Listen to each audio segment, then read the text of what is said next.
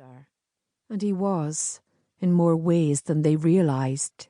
He reached the miller's and went inside to purchase more yeast and what few herbs he wasn't able to grow in his small garden. Learning to cook had been something he had enjoyed, and he found he had a knack for it. After he paid for his purchases, he tucked the package under his arm and headed for his next stop, Jonathan Fraser's cottage. Jonathan was one person that actually treated Lugus like a man. He had come upon Jonathan during a particularly vengeful storm that had tossed many boats onto shore.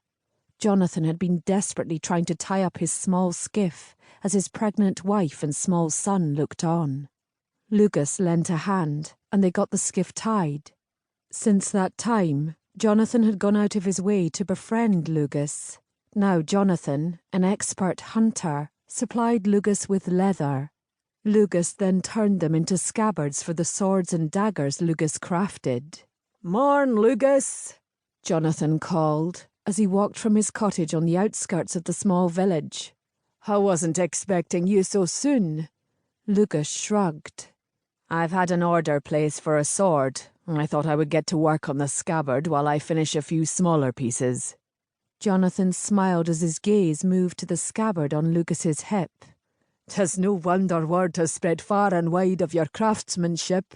I've never seen anything of the like before." Of their own accord, Lugus's eyes looked at the intricately designed scabbard. The many hours it took to do the scroll work on the leather was relaxing, in the same way working the metal for the swords was exhilarating. "I do what I must to earn a living." Jonathan nodded his head. "I ken. Come," he said, and motioned toward the back of the house. "I think I might have something for you." It was just an hour later that Lugus had paid Jonathan and chosen the strips of leather. They would work perfectly, and he was anxious to return to his island and begin designing the scroll and knotwork that would be tooled onto it. He had to stop himself from running to his boat. The time he spent away from his island was like a noose around his neck. He never felt safe unless he was on his isle. With gentle hands he placed the leather and other supplies in the boat, untied it and pushed it into the water. He jumped in and took the oars in his hands and immediately began rowing toward his island.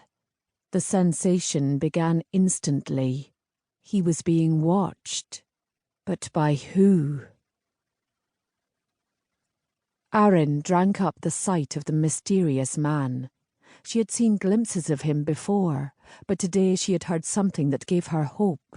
Something her captor would never want her to know. Something that could very well free her. Lugus. In all her years of living, there had only been one man with that name, a man who wasn't a man at all, but a fae. As she watched the muscles in his arms bunch and strain as he rowed to his small island, she knew he was her last chance at returning home. Her hand fisted in her skirts, and she felt the coolness of the chain on her right hand. She pulled her gaze away from Lugus and looked at the offending slave bracelet on her wrist and the chains that ran to her middle finger that attached to the ring. The Baron thought it rather humorous to fasten it on her, branding her a slave to all who saw. But soon it would all end. "See something you fancy?" Marcus MacGregor asked as he walked up behind her. Ahryn gritted her teeth and turned to face her captor. "I was just picturing you drowning." He laughed and roughly took her arm in his hand as he pulled her after him to his awaiting horse. He mounted and hauled her up before him. "Once you have a taste of me, you won't want me killed," he whispered in her ear. Ahryn swallowed the bile that rose in her throat. "I will never marry you." He laughed and picked up a strand of her flaxen hair. "You will if you want to live."